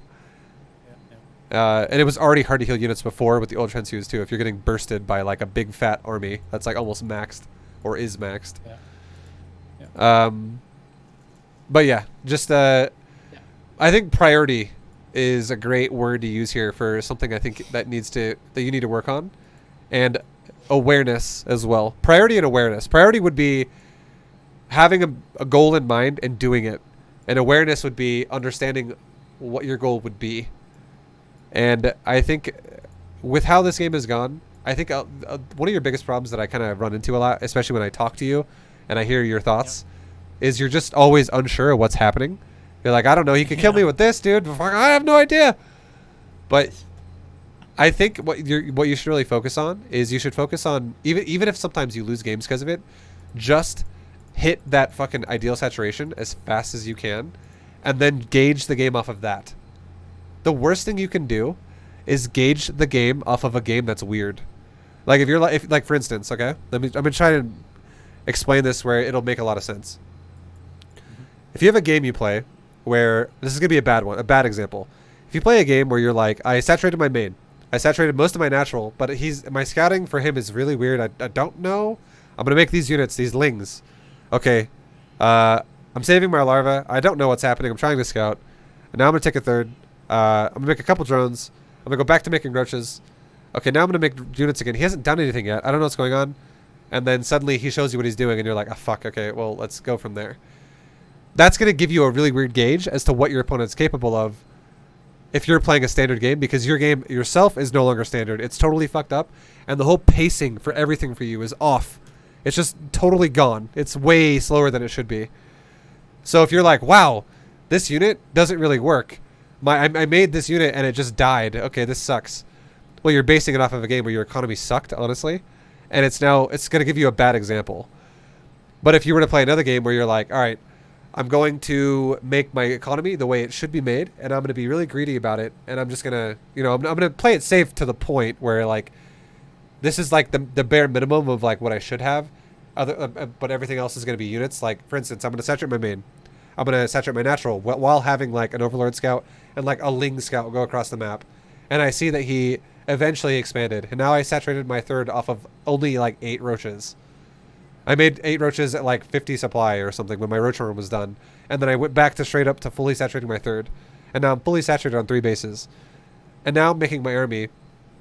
At that point, if you die to something then you can go, oh, okay, well, off of having a good economy, I died to this. what can I deviate and change a little bit to not die to that then? Because it's a good example. Or you win the game and you go, all right, well, I just crushed him with this, and this is like my supply is 200 and his is 110, and I just fucking dominated him. This is easy. Then you win the game because your economy was good. And it just makes you realize that it reinforces the fact that a good economy is going to win you the game. The worst thing you can do is just be unsure about shit and just like deviate from your economy and go, I don't know what I'm doing, and fucking we're going to make this because I don't really know if I'm going to die or not. But the reason why you don't know if you're going to die or not is because you don't have enough experience having a good economy to justify if you are going to die or not. And you'll never have that experience if you always make your economy bad because you just make bad choices. You should just always make a good economy and then play and then learn from that. Like little deviations here and there. Yeah. To be fair though, I usually go for the big economy game, and the games I send you is the ones where I don't understand what I'm doing. So, but it's still valid. Like, yeah. Trying to say that it's wrong, but I think you're doing great, Muffin. And I know I pick out a lot of things that are negative, and I don't say enough things that are positive. But yeah, I want you to tell me what I'm doing wrong. No, I know. I'm gonna keep doing that too. Yeah, please do. Well, it's nice to know the things I'm doing great too, because I will keep on doing those things. But that's not the point. Like many of those, like the creep spread is okay, I guess. So I know that you don't have to tell me that, you know. So. But your creep spread's great. Yeah, but he hasn't tried to stop it. So. Yeah, he hasn't. You know, so it's easy to have a good creep spread when no one is trying to deny it. Yeah. All right. So, talking about your army composition, I was about to say I would love it if you made some broods, but I'm gonna pause it one more time really quick. I think you made too many. And too many. The reason why it makes a big difference, because one broodlord is the same as 2 corruptor. That shit adds up pretty fast. What you should have done is because if I were to ask you right now in this game, what do you mean in supply, right? Yeah. Like what 2 broodlord or sorry, 2 corruptor yeah. is the same cost as 1 broodlord for supply. Yeah, supply. So if I'm gonna ask you a question right now, and it would be, what are you fighting against right now in this game? In this replay, like, don't actually look at it. You're probably cheating right now. You're looking at everyone's vision. I want you to go to your vision and tell me. Okay, sorry. I basically clicked the army, and you said, "Don't look at it." And I was like, "Holy shit!" I just want you to. Watching my monitor. I just want you to tell me what you think you're about to fight against when you push out with this army.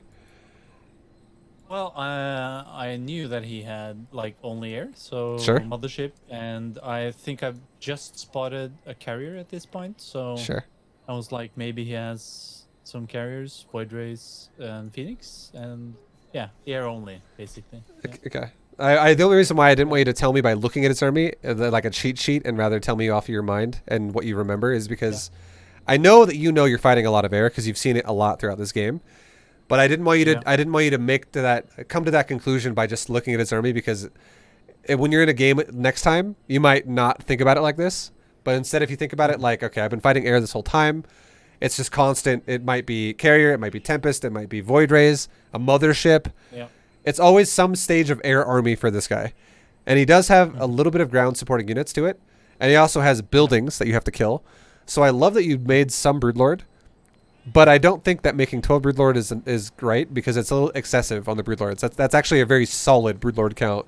That's gonna be very formidable against a ground army. So I would love it if you took out like 4 of those. Go to. I'm not. Oh, not more than 4. Oh.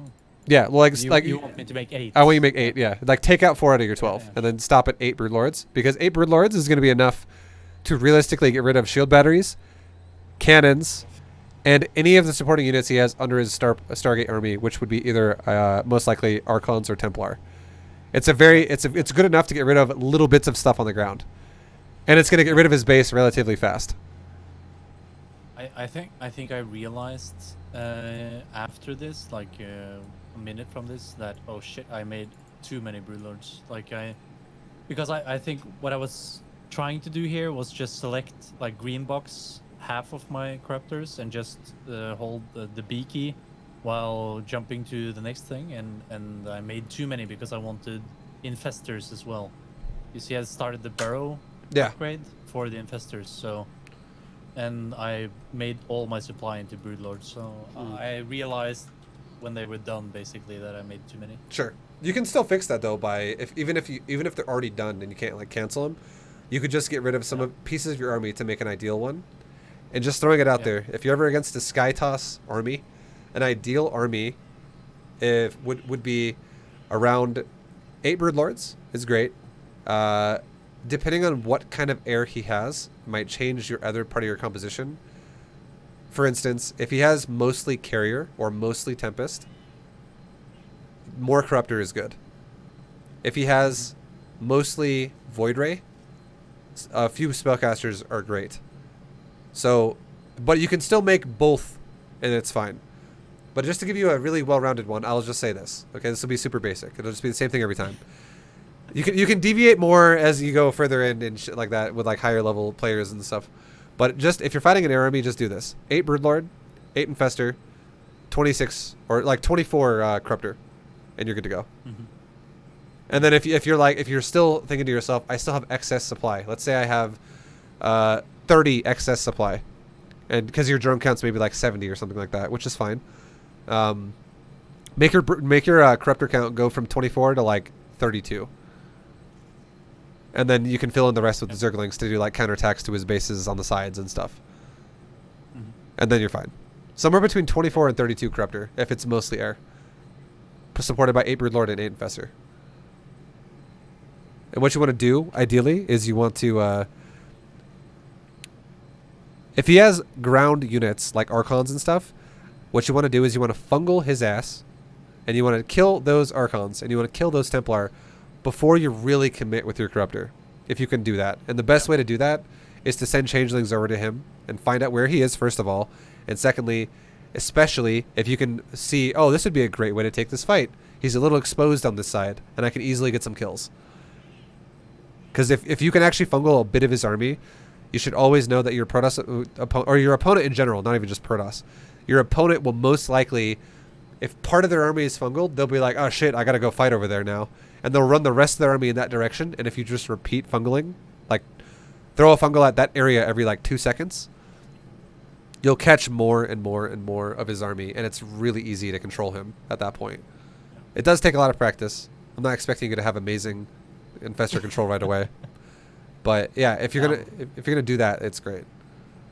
Yeah, I've just started to work on my infestor control, so sure, it's an acquired skill. You'll have to. It takes some time. Yeah. Sure.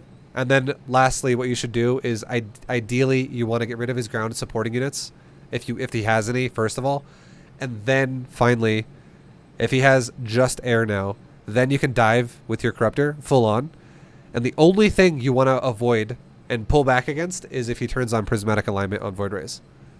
Then you can just pull back and just wait for that to reset and then go in again. Otherwise, you're more than capable, or it's you know, it's in your best interest to like dive with your Corruptor then, while having the Broodlord shove the base. Your Corruptors can dive, and the order of killing for your Corruptor always goes like this: Void Ray dies first, Carrier dies second, or sorry, there's a mother. We'll also say a mothership because the mothership's also there. Ideally, you're probably gonna want to kill a mothership first. So mothership probably dies first, then Void Ray, then Carrier, then Tempest, then Phoenix. That is the order of killing. Does the Corruptor auto attack the Void Rays first? No. Just if he has carriers involved and you auto attack, you're gonna be auto attacking interceptors. yeah, intercept. Yeah, okay, yeah. So you definitely you definitely want to focus fire. Yeah, I always try to do that with the Corruptor, but I always go for the carriers first. So if he has Void Ray, you need to you have to kill Void Rays first. Void Rays do the highest DPS to Corruptor out of all of that army. Yeah. And then carriers are very, if he's got quite a bit of them, carriers will actually start doing quite a bit of damage to you. Tempest are also kind of scary, but Tempest shoot so fucking slow that like he will guaranteed pop a Corruptor every time they shoot, but he's popping one Corruptor every like 2 seconds or 3 seconds. Yeah. So it's not as scary. but the carriers will like, especially if you've been like, let's just say like you got stormed a little bit, and your corruptors are getting kind of softened up. Carriers will start popping corruptors really fast the lower health they get, because carriers have really smart AI. And what I mean is like, let's say you have 5 corruptors, okay, and these 5 corruptors are all like really red health. They're all about to die, and you have like 3 carriers that all start shooting 1 corruptor, but it only takes like 1/5 of the amount of interceptors to kill each corruptor. What'll happen is as the corruptor or as the carriers have their interceptors like fan out and then they come back in to do their auto attack, if the corruptor dies before they all do their auto attack, it'll shift to a new target, and it'll shift to a new target, and it'll do it again and again and again and again. Oh, and it'll give really rapid didn't killing. know that. It's really smart AI for carrier. Yeah. It's like Widow Mines, kind of. Yeah, it'll like they won't waste the DPS, basically. Yeah. So that's why I would say it's overkill. that's why I would say it's a good idea to kill carriers second. And the other reason why Yeah. it's good to kill carriers second too is because it gets rid of the interceptors, which fucks with your AI of your units. It makes your life a lot easier in case you miss focus firing and you just auto attack instead on like the area. You won't be wasting DPS on the interceptors then as well. So it's nice to get rid of that shit too. That's actually a really good advice. I really like those types of advice. Like it's mindset, but of course this is like a micro thing. So Yeah. it's not that important for my gameplay really, but it's like the mindset of how to micro, like from an overview point. It's really nice. Yeah. And things like that'll start applying to you more. But I'm telling you right now, if you just the biggest advice I gave you out of all of this is if you just follow that economy rule where you give yourself good examples of games to learn from, I'm swear to God, dude, you'll win so many games. Because every time I've watched one of your games, I always see the same common denominator, which is you're just unsure, and your whole build just falls minutes and minutes behind what it should be. I think one more thing, just what's to support you on that, because my CVT and CVC is really good compared to this, because I feel like I really can read those matchups really well. So Yeah, it's really my CVP that's keeping me in Diamond 2 at least. So. for sure.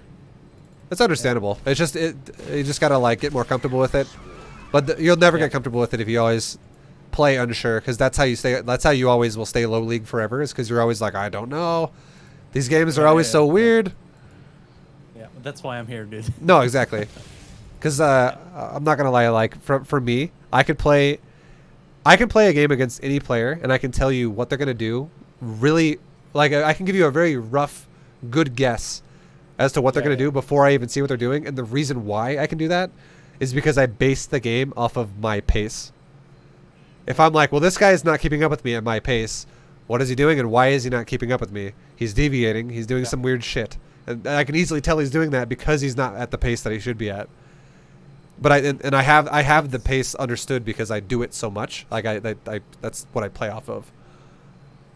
To be honest with you, dude, I've seen you like explain that maybe 15 times, because I've been watching you for years, and you've never said it like that before, and that kind of just made it click for me. Yeah, no, exactly. That's good shit, dude. I'm fucking.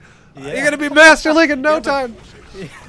No, I won't. But I need to practice a lot first. But that you're basing your the pace of your opponent off your pace, because like it's not just reading what they make and how they do it and when they do it, but it's kind of how you feel like it is compared to your regular game. Yeah, I really like that way to say it. It's very true. Clicks with me. I'm glad you're.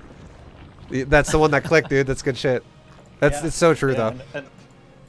But always, like you said it, like yesterday, but like Friday or something, you said to someone because they told you shouldn't over-explain everything, and you said, well, sometimes we just need to say it like 4 different ways so people understand it. And I was like, yeah, dude, that's exactly right. That's true, man. Exactly it's because everyone learns differently. Not everyone's the same, and there's certain things that people resonate with. Yeah, I really like that, really. So, okay, I'll really try to focus that way. Focus on my game and compare his to mine, like in that way.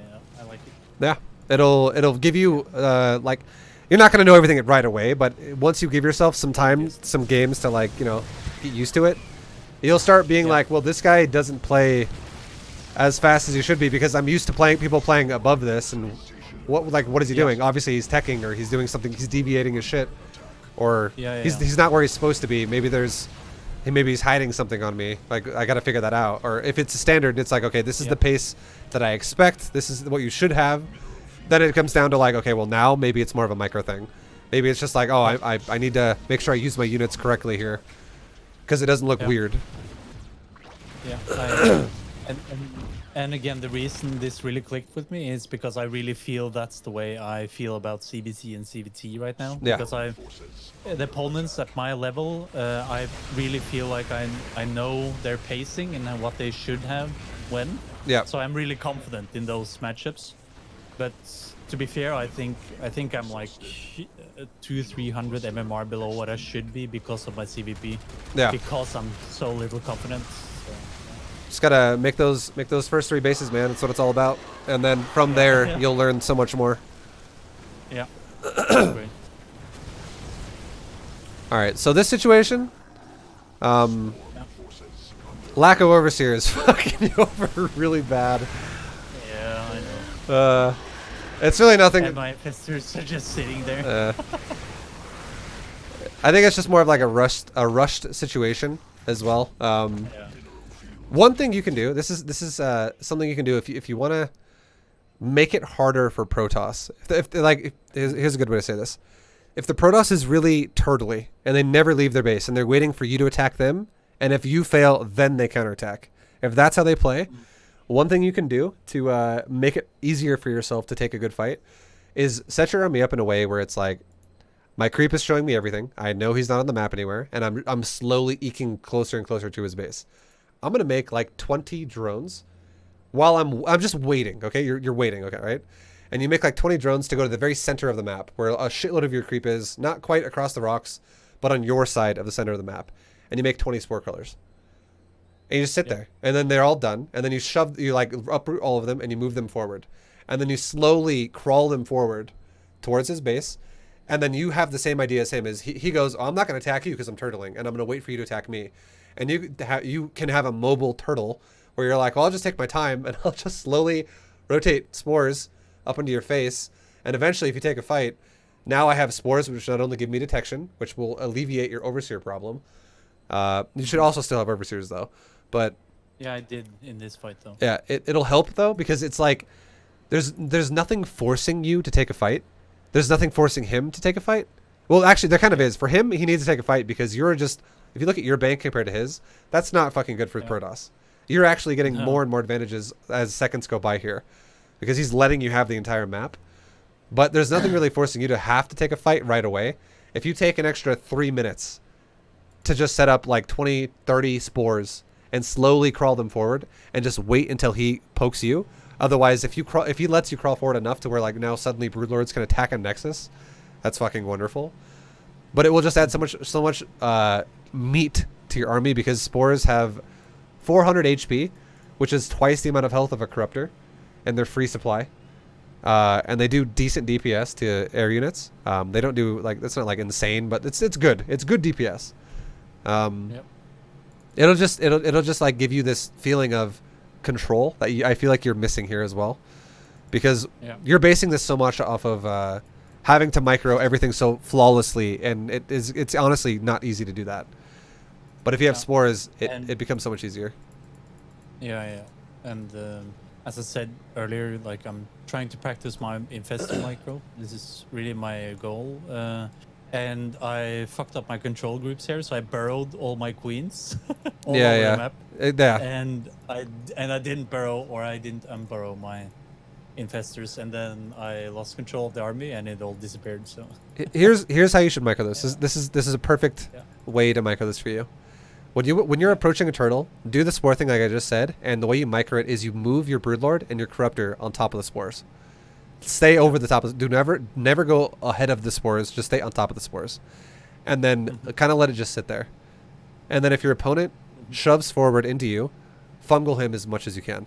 Like, don't spam fungal, and like blow your energy really fast. Just like periodically be like fungal, and just worry about fungling. And then if your opponent starts going, oh fuck, this is a terrible fight, run away, you can then dive if you want and chase him while continuously fungling him as he tries to retreat. You'll get a lot more kills that way. Or if your opponent just kind of like literally shoves really deep into your spores, you can just go, you can fungal him to make it slower, so for him to do that, because it'll slow him down as he tries to dive into you. But then if it starts getting to that point where you're like, okay, his army's like really actually kind of getting on top of me, I'll just literally move my broodlords back, like to the a little bit further back behind my spores, just a little bit, maybe like 8 range, which is would that be? Like if you look at your infestor, where your infestor is right now, the one that's up burrowed, the left one, and then you see that creep timber that's like directly to the left of it. It's not the closest creep timber, but it's like the creep timber directly to the left. You can just move your broodlords back like that distance. Just move them back a bit, like a third of a screen length or something, or like half a screen length. And then now your broodlords are going to retreat a little bit while you're continuously fungling and using your corruptor. And then you can retreat to more spores if he dives more and more and more. And it'll give you a better trade that way, and that's how you can try to micro it. You don't have to like rotate your groups constantly, be like attack, focus fire, fungal, focus fire my broodlords, focus fire the corruptors, fungal again, focus fire corruptors again. Like that is how you would micro it in GM. It's fucking complicated, but if you're GM, you can probably handle it. You know, it's you've got more shit going on, you're more comfortable with it. But for you, just have the corruptors over the spores and the broodlords over the spores, and just let it A move for now. And then worry about the infestors. Because if you're using spores, even if he has interceptors, if you have like 20 fucking spores, his interceptors are going to fly in, get fungled, and go, they're all just going to explode to your DPS of your spores. So you would actually fungal the interceptors? For this type, if you're going to push with spores, it's not with bad. Spores, because spores actually have so much DPS against like interceptors that you will pop the interceptors left and right. And a carrier, does he have one right now? He does. An interceptor is 15 minerals, and if your opponent is a guy who's got a pretty good amount of carriers, and he's sitting there on way less economy than you are effectively trading well if you're popping interceptors left and right if he doesn't have a shitload of money. Yeah. He'll eventually run out of money to replace the carriers, interceptors. It would just be really, really good for you to do that, because it would be way more of a passive way to play it, which is easier to play. And once you get comfortable with that, then you can delve further into micro and stuff. What are you gonna say? Yeah, one more positive thing about that spore thing is that I've already practiced moving around my spores in my base, so yeah, I'm really good at that. And you would, ideally, you do it kind of similar to what you already learned as well with the drones. I know that was kind of a jokeroni, but it was good, dude. But you also you understand the drone mindset too, of like over droning and then static D. So that's good too. That's when you would do it. You wouldn't obviously make spores off 60. You'd make them off like 90 to 100.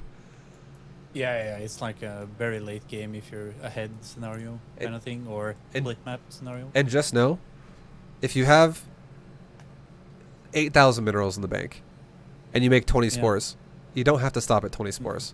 You could seriously make like 50 spores. Yeah. And then can you imagine being Protoss and you have, let's say, 1,000 to 2,000 minerals in the bank, and you're like a carrier Protoss with like some Void Rays and a few Tempest. And so even like Phoenix are fucking awful for an in-game fight like this. They're really shitty supply at like late game. But it's just in general, if you're like, all right, I'm going to attack the Zerg's army, I'm turtling my bases, and the Zerg is coming, he's approaching me, and you try to push into 50 fucking spores. That's 50. One spore does 15 damage to an air unit for Protoss every 0.6 seconds, and if you have multiply that by 50, and that's just a shitload of damage. And then also a spore has a spore crawler would have the most HP out of anything you have. There is nothing unit wise other than an ultralisk that Zerg has that has more health than a spore crawler. Yeah. So it's so much like durability to your army too. And in this scenario, if he just refused to engage my spores, I just go Vipers and abduct this shit into my spores. That's making it more technical again. You don't have to do that. Yeah.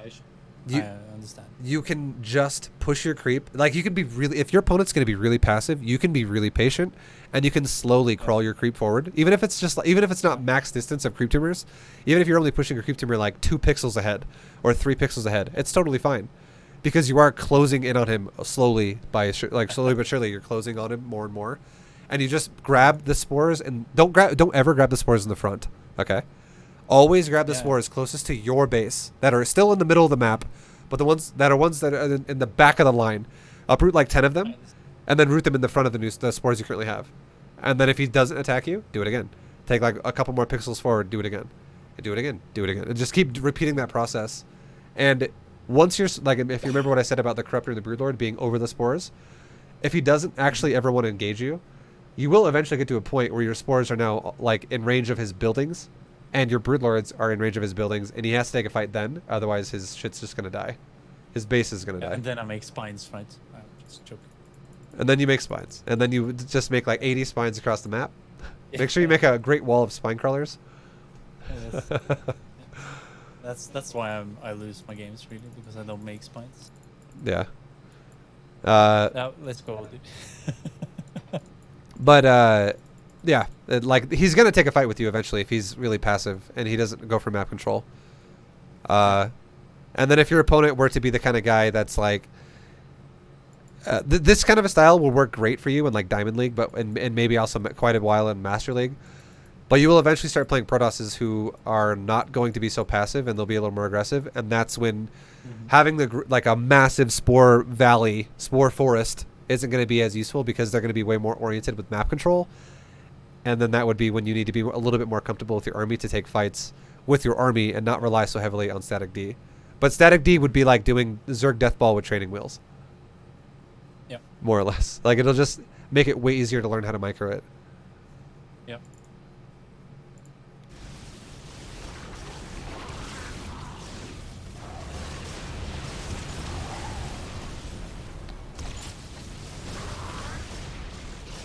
Undercover queens watching the army. Yeah, man. They're like, let's transfuse each other underground. Oh, wait, we can't.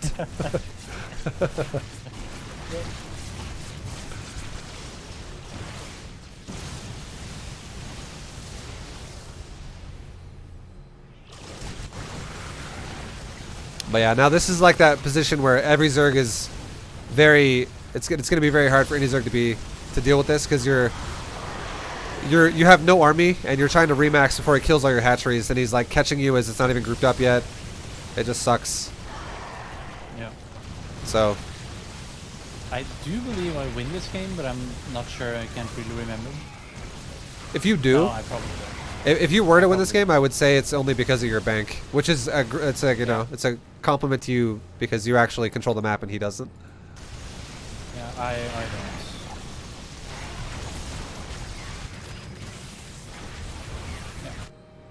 The main reason I asked for you to review this replay was the opening, really, to your response to the 2-gate no Nexus thing.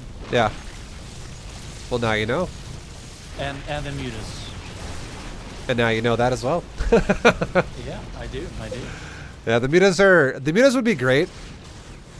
If your goal, if the guy was like a ground army, or if it was literally to blindside him, and he was like, and you did not reveal them until you had like 25 mutas, and suddenly he's like, oh shit, mutas, but you're already in his base, and you're like going to kill the Stargates, and now he can't do anything about it at all. That would be a good time that would be a good way to use mutas. But realistically, a lot of Protosses will periodically scout your base with either a Phoenix hallucination, a Oracle regulating you, or like Observer, and it's really hard to blindside a Protoss if the game is kind of like nothing's happening. That's when it's scouting time. Yep. So Yeah. that's something that could work now, possibly, because people are less effective at scouting in Diamond. But the higher you go, the less likely that'll work if he's already opening Skytoss. It's great though if they open Robo or something like that. It's fucking amazing then. Yeah. Well, this game is over, so Yeah. You are dead. yeah. Well, thanks, man. Yeah, dude. It was Again. was a pleasure. Thank you. Thanks for doing another one, man. I appreciate it. Yeah. I guess it didn't go faster with me on the call. You were right. No, it's all good. The only reason why I was kind of like hesitant to do a call is because then I have to, you know, have a conversation and do a analysis at the same time, which it does make it like it's harder to stay focused sometimes because there are sometimes where you get sidetracked. But it was good. It was really good. I feel like we got everything I wanted to get covered. We covered it, and it it was fucking nice, dude. It was good shit. Yeah, and to be honest, I feel like I get more for my money too. Not because I want to talk to you, but because I can ask. Hey, questions if you want to talk to me, dude, it's okay. Okay, I'll pay you to call me up sometime. Yeah, sure. Not with StarCraft. Yeah, sure, sure. But, How's your day going, dude? Hey, Muffin. It's 50 an hour. No, if you How really you doing, man? if you really want to do if we do these in the future some more and you want to do on the call, I don't mind. It's not a big deal. Yeah, okay. Because I would prefer it, I guess, Sure. because I get to ask the questions I'm really wondering. So yeah. Let's Okay, do it, man. but- yeah, thank you, dude. Yo, thank you, dude. Muffin. Thank you, Muffin.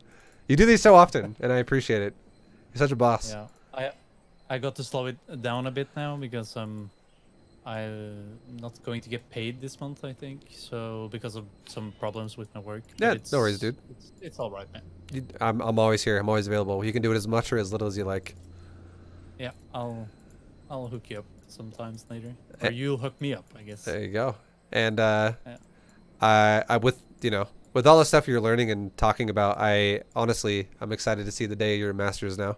Like, dude, I'm in Masters League now. We're getting ready to go to GM. Yeah, man. That's the dream.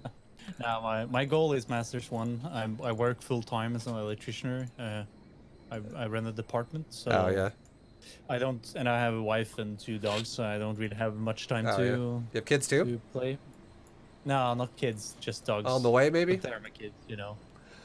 No, not yet. But soon, I guess. Yeah. All right, man. That was good. I had a good time. So yeah, thank you very much, man. Yeah, I really, really appreciate it, and I learn a lot from this. So Yeah, thank you, dude. it's great. I will I will see you in the next one, and I look forward to it. Yeah. Thanks, man. All right, have a good night, dude. Yeah. You Or a too. good day, Thanks. rather, because you're up. Yeah. Yeah. All right, later, dude. Yeah. Night. All right, guys, that's going to be the end of the replay analysis. Boom. I might end it a little bit earlier than that. Maybe when I just said see you, dude. But yeah, that's it. Guys, if you liked it, don't hesitate to check out some more. I post a lot of these all the time. And yeah, man, if you guys learned something, right on. That's what they're all about. See you guys in the next video. Peace. Goodbye. Later.